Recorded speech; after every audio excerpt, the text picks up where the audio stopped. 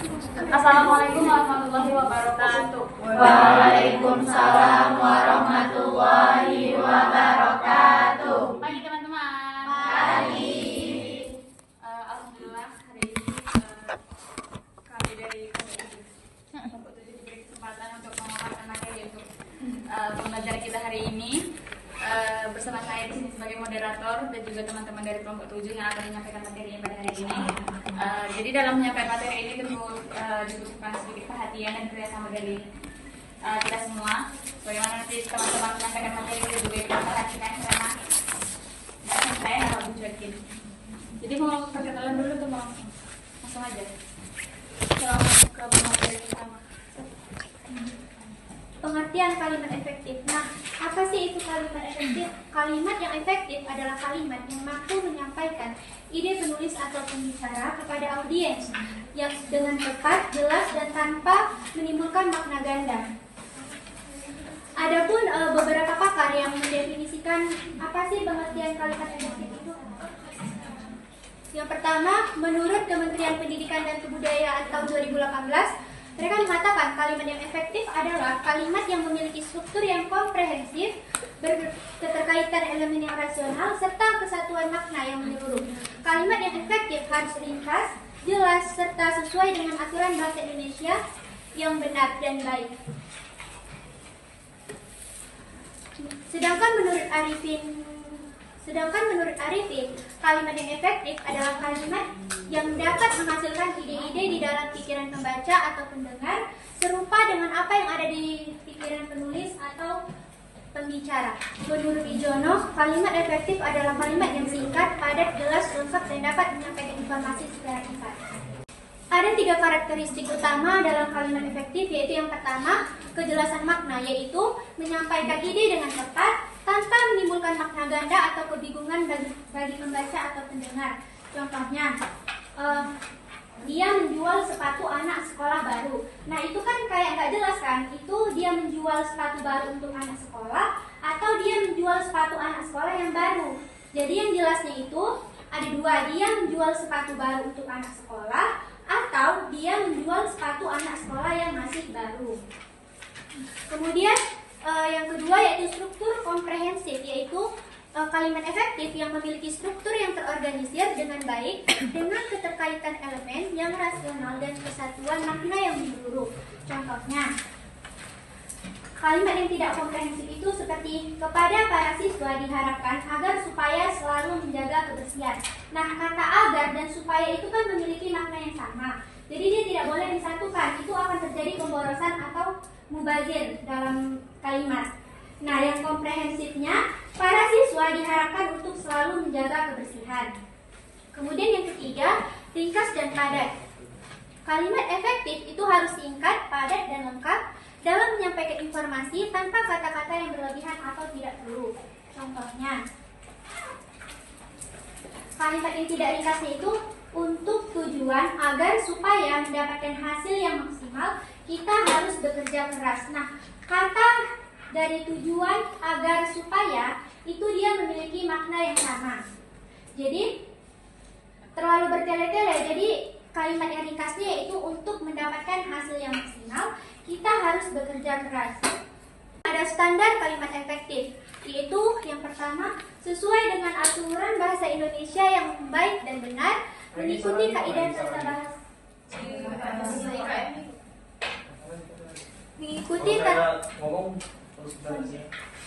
Mengikuti kaidah tata bahasa yang berlaku, menggunakan ejaan tanda baca yang tepat. Selanjutnya dalam penyampaian informasi, itu harus menyampaikan informasi secara tepat kepada audiens atau pendengar, kemudian menghasilkan ide-ide yang sama dalam pikiran pembaca atau pendengar. Yang terakhir, menciptakan pemahaman yang sama antara penulis dan pembaca. Ciri-ciri dari kalimat efektif yaitu yang pertama, kesepadanan, yaitu keseimbangan antara gagasan atau pikiran dan struktur bahasa yang disempurnakan. Contohnya, kata yang tidak sepadan yaitu bagi semua peserta diharapkan hadir tepat waktu. Nah, kata bagi itu dia tidak jelas dan subjek yang jelas. Jadi kata yang sempurna itu semua peserta diharapkan hadir tepat waktu. Nah, semua peserta itu dia jadi subjek, terus hadir tepat waktu itu dia predikat. Terus yang kedua ada keparalelan, yaitu kesamaan bentuk kata atau frasa yang digunakan untuk menyampaikan ide-ide. Contoh yang tidak paralel yaitu kegiatan itu meliputi pendaftaran, seleksi, dan penentuan pemenang. Penentuan pemenang itu kan satu frasa, dia sama artinya. Jadi dipakainya cuma penentuan aja, kayak gini. Kegiatan itu meliputi pendaftaran, seleksi, dan penentuan. Kemudian ada ketegasan makna. Contohnya, kalau misalnya kurang tegas, dia memenangkan lomba itu dengan kerja keras. Itu kan kayak gak ada penekanannya sama sekali. Nah, kalau yang tegasnya itu dengan kerja keras, dia memenangkan lomba itu. Karena ada kata dengannya pas awal kalimat. Jadi dia kayak intonasinya kayak menekan. Dengan kerja keras, koma, dia memenangkan lomba itu. Terus yang terakhir, kehematan kata. Contoh kata yang tidak hemat itu, dia adalah merupakan salah satu guru terbaik. Adalah dan merupakan itu dia memiliki makna yang sama. Jadi untuk menghemat kata dan tidak terjadinya pemborosan atau mubazir dalam kalimat, maka katanya itu yang pas yaitu dia adalah salah satu guru terbaik. Kemudian kesesuaian dengan kaidah bahasa Indonesia. Contohnya, yang kata yang tidak sesuainya, saya suka makan bakso dan mie ayam. Yang sesuainya itu, saya suka makan nasi goreng, terus dia kayak ada tanda komanya gitu, nasi goreng, koma, bakso, koma, dan mie ayam. Terus keselarasan sumber dan kehematan. Selanjutnya ada keselarasan struktur dan kehematan kata. Keselarasan struktur mengacu pada adanya keseimbangan di antara subjek dan predikat dalam kalimat. Setiap kalimat yang efektif itu seharusnya memiliki elemen utama yaitu subjek dan predikat yang terdefinisi dengan baik dan logis. Berdasarkan Depudis, keselarasan struktur menunjukkan bahwa kalimat memiliki elemen yang komprehensif dan tidak ambigu antara ide pokok dan ide pendukung.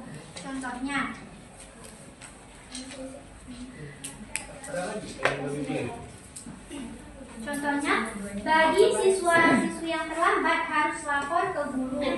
Nah, kata bagi tadi kan dia itu tidak memiliki subjek yang jelas kan, yang saya jelaskan di awal tadi.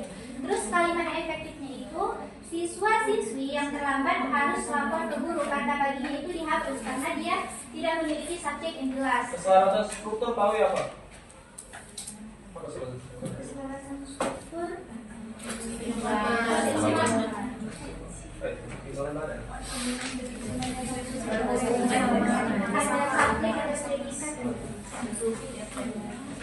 Struktur itu apa?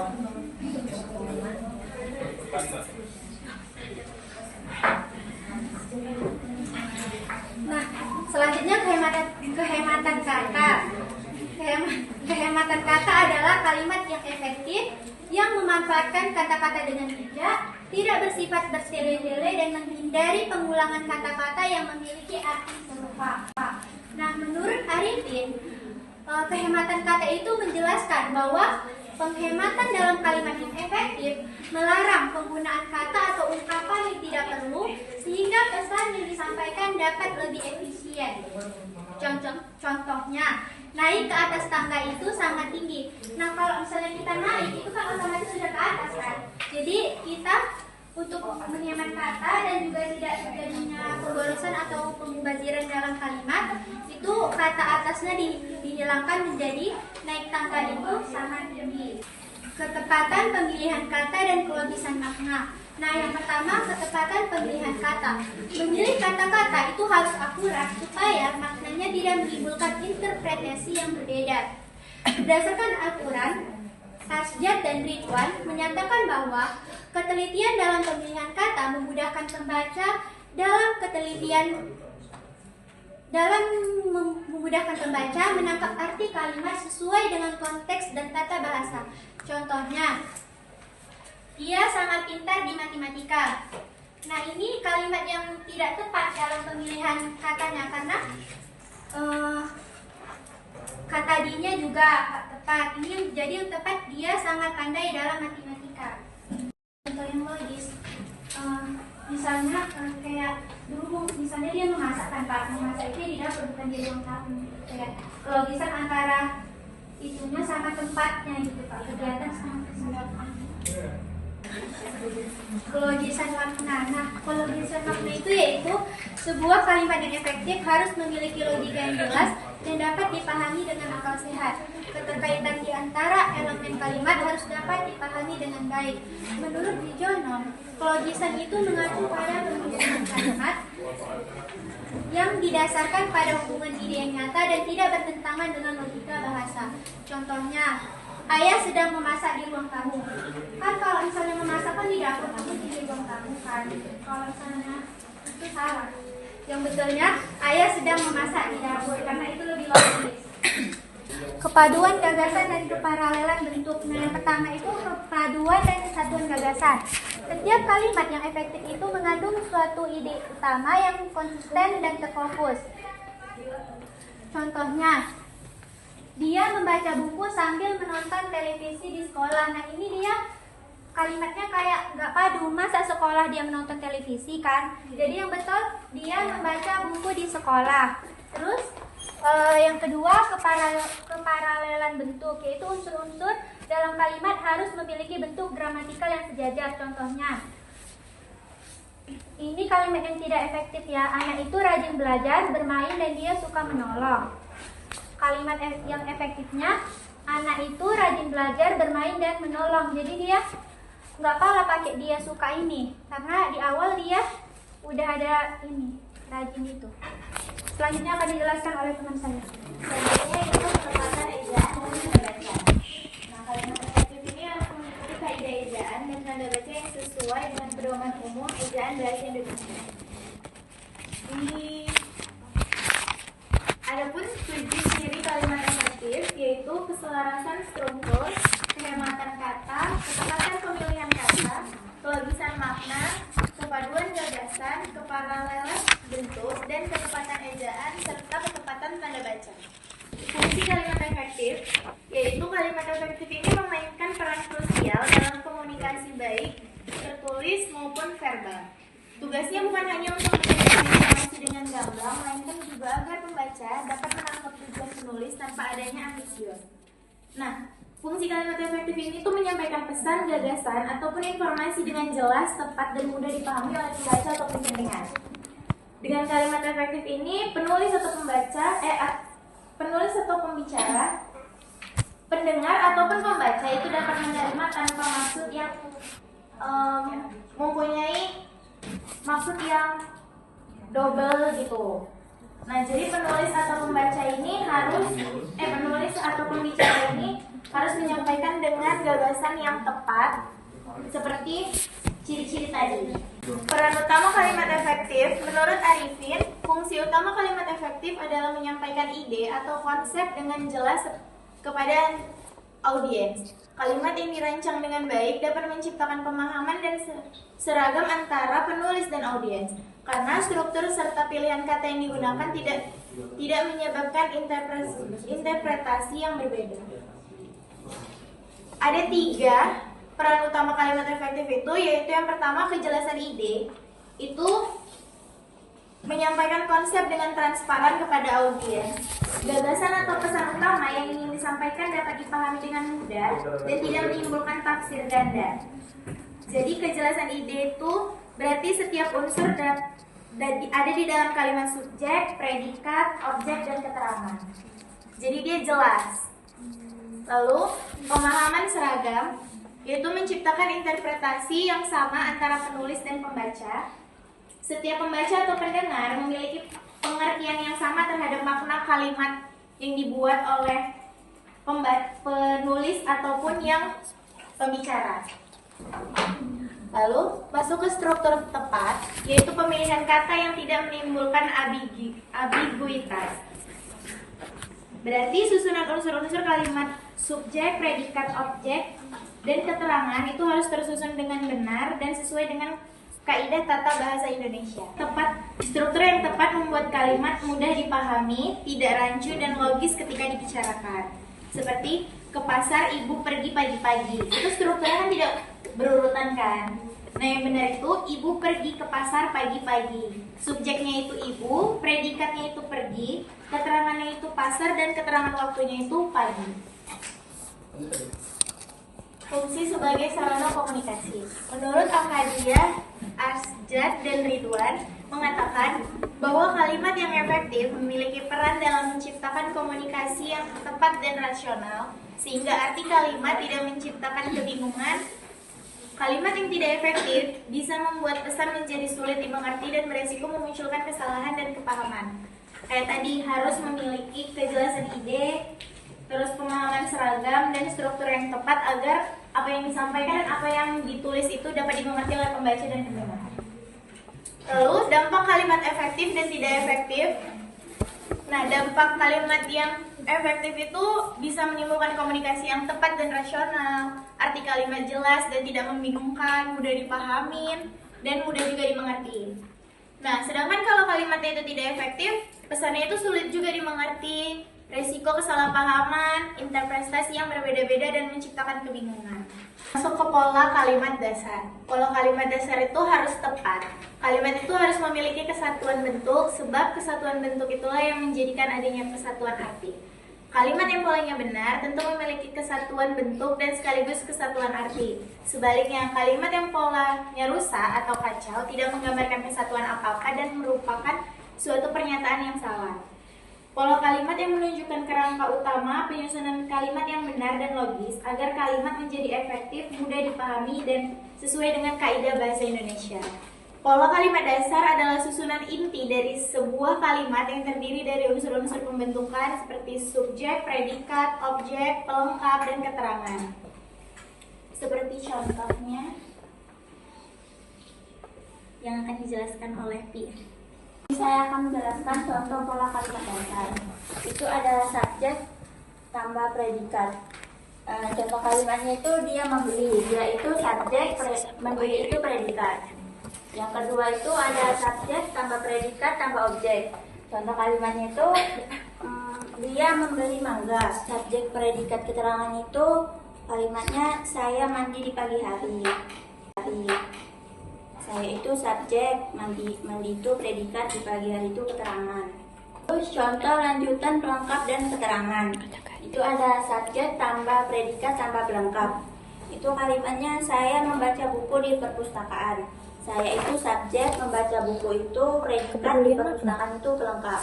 Yang kedua, subjek, predikat, objek pelengkap. Itu kalimatnya saya bermain bola. Dia bermain bola bersama saya. Dia itu subjek, bermain itu predikat, bola Ini itu kalimat yang boleh objek, ditulis bersama saya itu dalam apa ya? pelengkap. Dalam proposal Anda ya, dalam skripsi Anda. Selain pola ini nggak boleh ditulis. Artinya Anda liar, Anda pakai logat Batak atau pakai apa pun. Ada struktur yang aneh-aneh. Terus yang ketiga ada subjek tambah predikat tambah objek tambah pelengkap tambah keterangan. Itu kalimatnya ibu membuat kue dengan penuh hati untuk ulang tahun adik. Ibu itu subjek, membuat itu predikat, kue itu objek, dengan bentuk hati itu pelengkap, dan ulang tahun adik itu sebagai keterangannya. Baik, selanjutnya tentang penggunaan kalimat efektif. Kalimat efektif adalah kalimat yang mampu menyampaikan ide atau pesan secara jelas, singkat, dan logis, sehingga pendengar atau pembaca dapat memahami maksudnya tanpa salah tafsir. Agar kalimat kita menjadi efektif, gunakan kata baku. Misalnya, jangan gunakan kata enggak atau enggak, tapi gunakan kata tidak. Contohnya itu, saya tidak tahu jawabannya, bukan saya nggak tahu jawabannya. Selanjutnya, prinsip kalimat efektif. Yang pertama, gunakan kata baku, artinya gunakan kata yang sesuai dengan kaidah bahasa Indonesia. Yang kedua, susunan kalimat harus sistematis, disusun berdasarkan urutan logis. Subjek, predikat, objek, lalu keterangan. Ketiga, hindari pemborosan kata. Gunakan kata sebelumnya aja, jangan diulang-ulang. Yang keempat, tekankan ide pokok. Harus berfokus pada satu gagasan utama supaya pembaca tidak bingung. Yang kelima, perhatikan struktur kalimat. Pastikan subjek dan predikatnya jelas dan unsur-unsurnya lengkap. Yang terakhir, perbaiki kalimat ambigu atau bermakna ganda. Contohnya itu dengan kaca pembesar guru melihat serangga. Itu lebih jelas daripada guru melihat serangga dengan kaca pembesar. Contoh pemborosan kata. Contohnya seperti ini ya. Bulan lalu banyak kucing-kucing yang divaksin secara gratis. Itu kalimat ini tidak efektif karena ada pengulangan kata kucing-kucing. Kata banyak itu udah menunjukkan jamak, jadi cukup ditulis bulan lalu banyak kucing yang divaksin secara gratis. Setelah itu contoh makna ganda dan ketidakjelasan. Lanjut contoh pertama yang tidak efektif. Itu contohnya ada beragam macam aksesoris yang dijual di sana. Kalimat ini tidak efektif karena ada kata beragam dan macam yang memiliki arti sama, jadi terkesan berulang. Kalimat yang lebih efektifnya itu ada beragam aksesoris yang dijual di sana. Dari semua penjelasan sebelumnya dapat disimpulkan bahwa kalimat efektif adalah kalimat yang disusun dengan kata baku, jelas, padat, logis, dan mudah dipahami. Jadi penerapan kalimat efektif sangat penting terutama dalam komunikasi formal dan tulisan ilmiah. Dengan kalimat efektif, pesan kita akan lebih jelas, profesional, dan mudah diterima oleh orang lain. Kesimpulannya, kalimat efektif membantu kita berkomunikasi dengan lebih baik karena yang penting bukan banyaknya kata, tapi seberapa jelas pesan yang kita sampaikan. Baik, terima kasih. Saya kembalikan kepada Mbak. Baiklah, sekian presentasi dari kelompok 7. Kami tutup dengan mengucapkan hamdalah. Alhamdulillahirrabbilalamin. Wabillahi taufiq wal hidayah. Assalamualaikum warahmatullahi wabarakatuh.